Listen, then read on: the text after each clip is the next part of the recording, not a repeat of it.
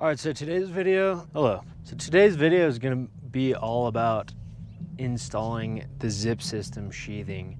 For this build, I did R6, which is a total of 1 7/16 thick. It's got about an inch of foam and then your sheathing on the outside.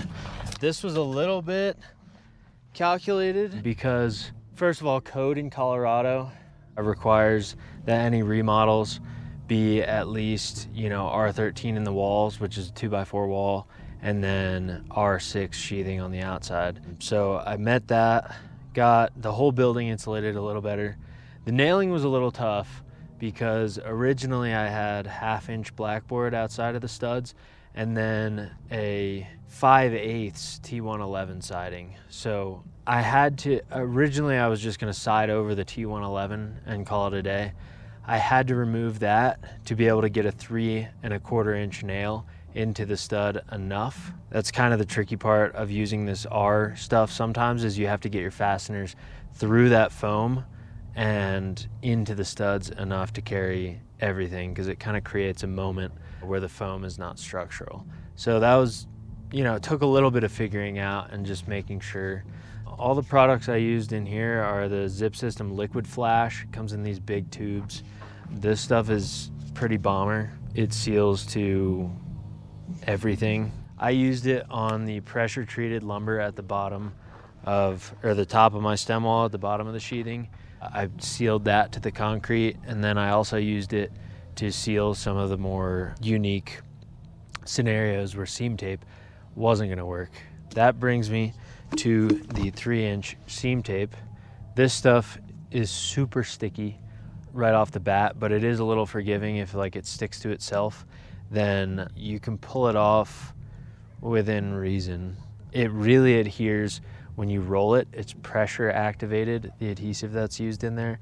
So you can come back a couple days later and you can see it kind of has bonded over a little bit of time after being pressed down. The roller you'll see in the video is really cool. It has Z's on the metal rings and then rubber rollers on the outside, so that gets a nice kind of crimp onto the sheathing, and you can see which pieces of tape have been rolled. So that's really useful to just go ahead and buy the Zip System roller. The last piece I used here is this 10-inch stretch tape.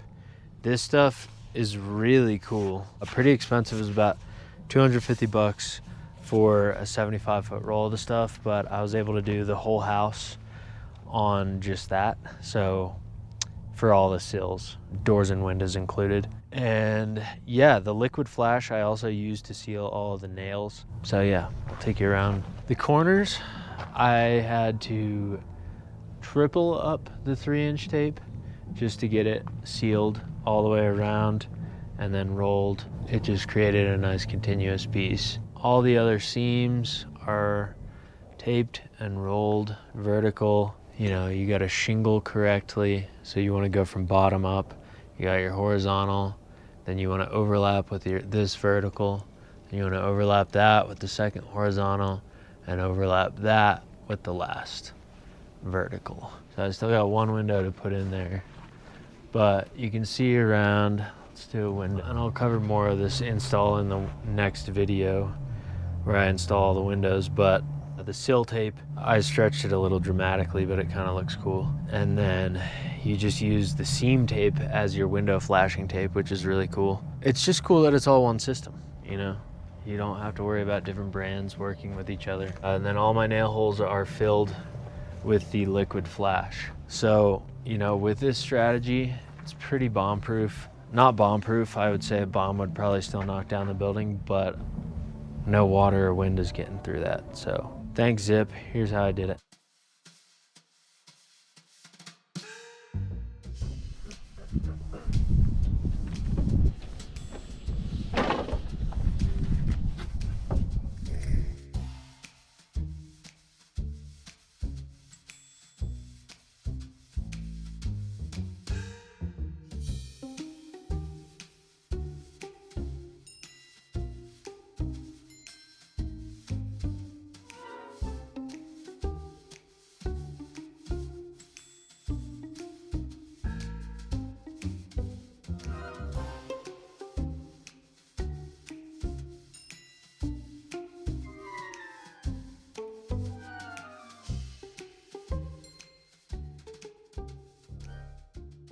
Today I am going to be taping my zip system sheathing, and I also need to finish sheathing the other side. The other gable end still doesn't have any on it, but I will be applying the tape.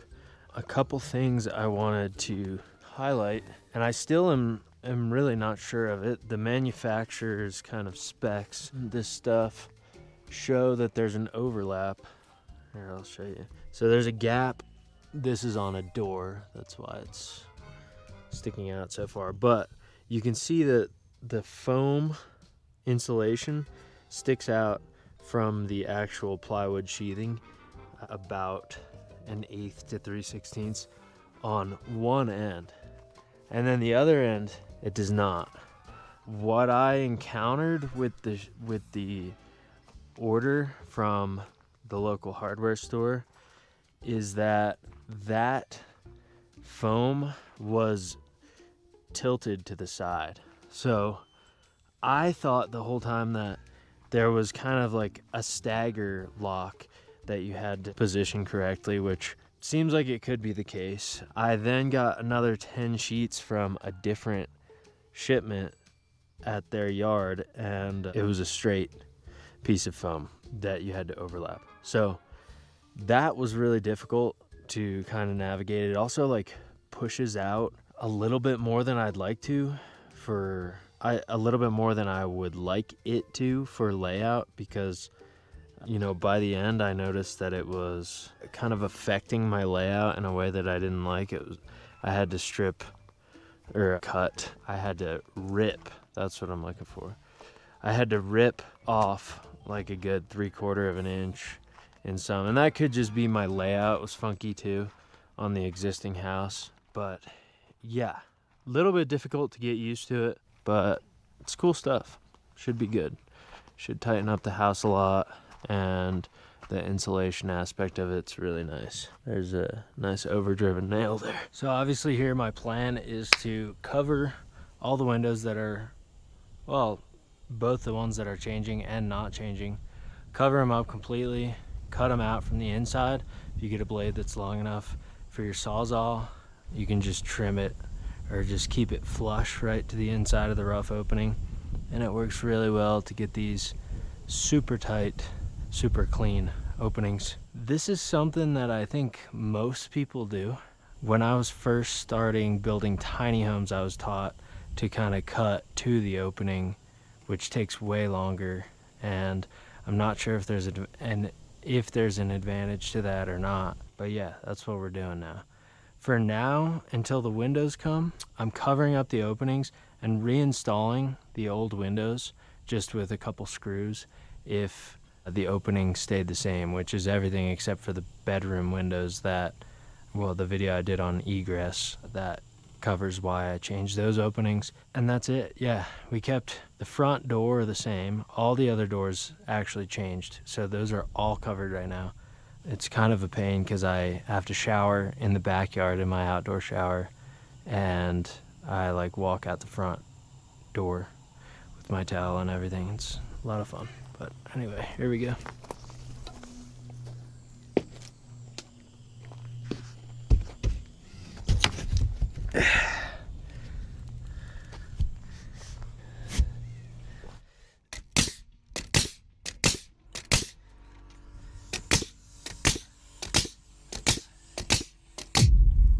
Huh? Whoa, whoa, whoa, whoa, whoa, whoa. What's going on, bud? Hey. You okay, man? Uh-oh.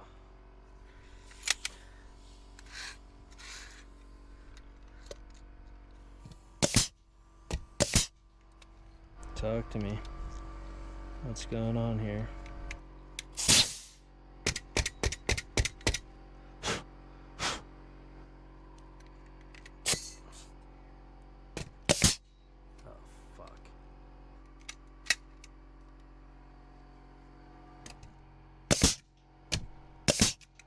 Come on, man.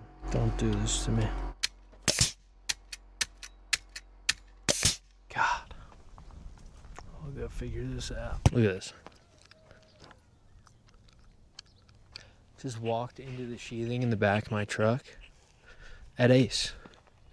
And I'm suing Milwaukee because I was reading the back of their tape measure, and I'm suing Makita because that's why I was at Ace, because my nail gun broke. So get ready, guys. Get your lawyers.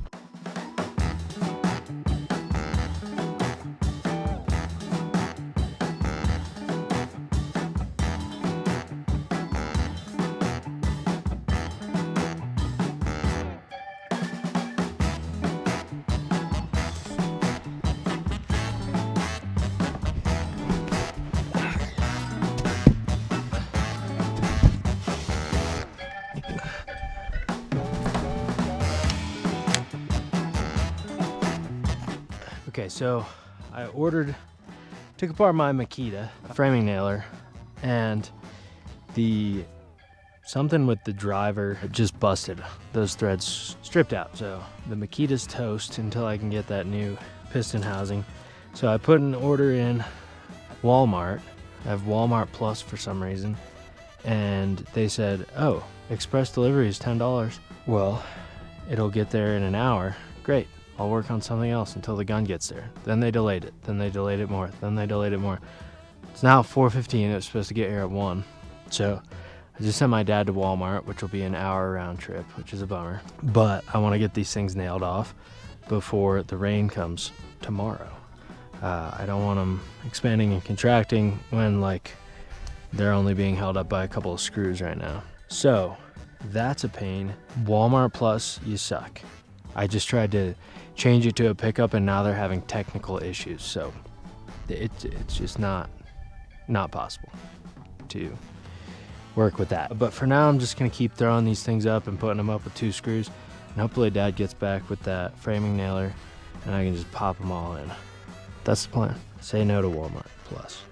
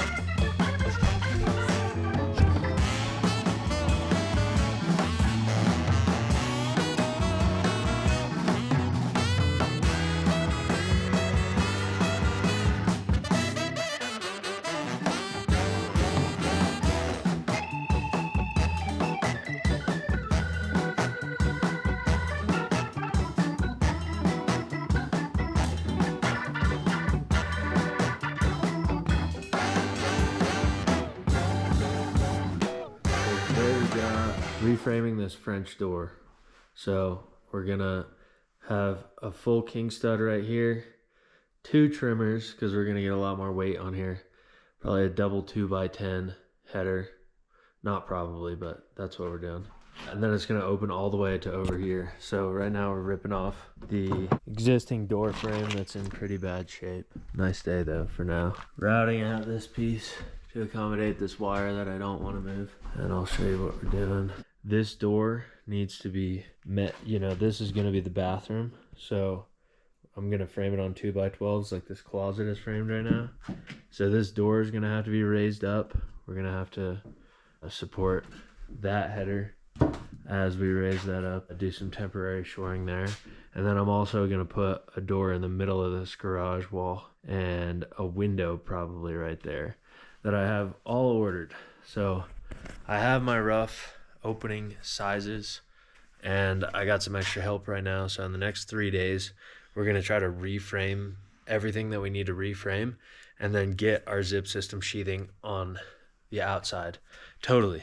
I think it's gonna be really tough because I think that there's a lot of things I haven't thought through yet, and I've been avoiding until this weekend. One of those I know is gonna be the electrical panel, because the zip system sheathing I'm installing is R6, which is, 7/16 of ply, and then it's 1 inch of foam, which adds some insulation value to these 2x4 walls. So that is gonna be about an extra inch that everything needs to move out, which is gonna be hose bibs, the electrical panel, the electrical service in general. And then, all the windows are gonna be further out, which is fine because I'm getting new windows. But there's gonna be a lot of problems. I just know there is. So I'm here for it. I'll try to cover it as best we can.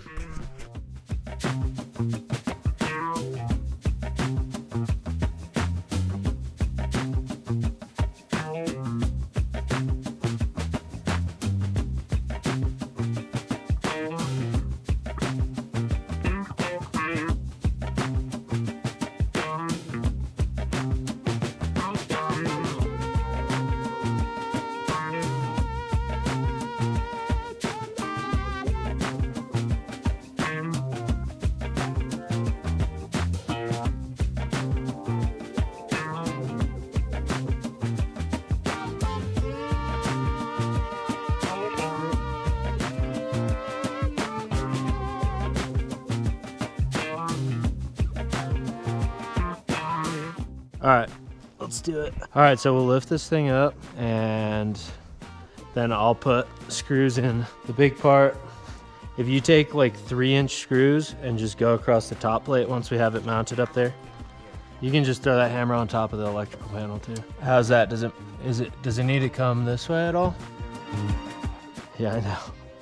As long as it doesn't catch on fire, we're good. Again, so the idea here is we shim that thing up tight against the trusses. Still had to cover a couple gaps. When I threw SDS screws in there, I'm gonna put a couple more in. And this 2x12 will hold up the roof, and then we're gonna clear out everything for our new doorway. Put a new header in, and then load the roof onto that. And hopefully it'll... Let's see what happens. Cool, seems all right.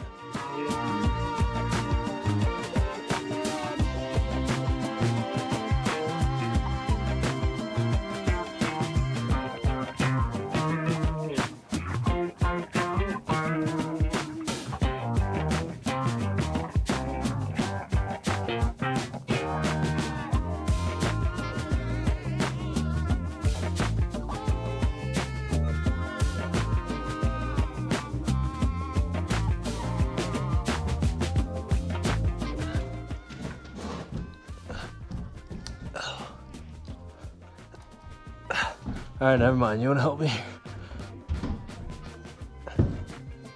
Good? Fuck yeah.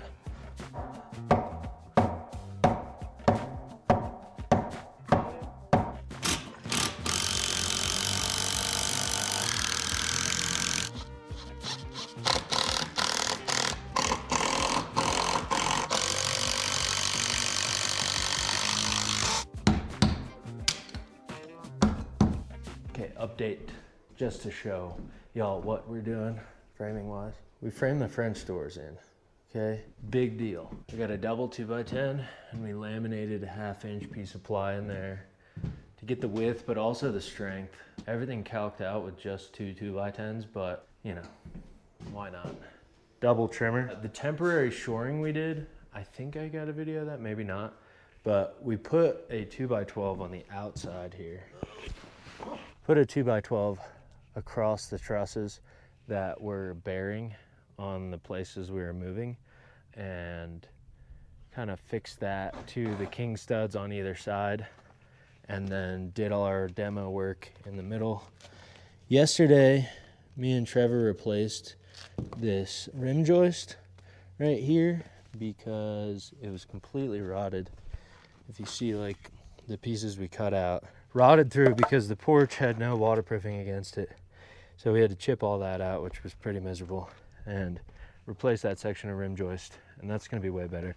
You can kind of see how he like chipped out the mud or the sill plate there, and I just brought a 2x12 pressure treated down. So we're gonna continue with our zip system.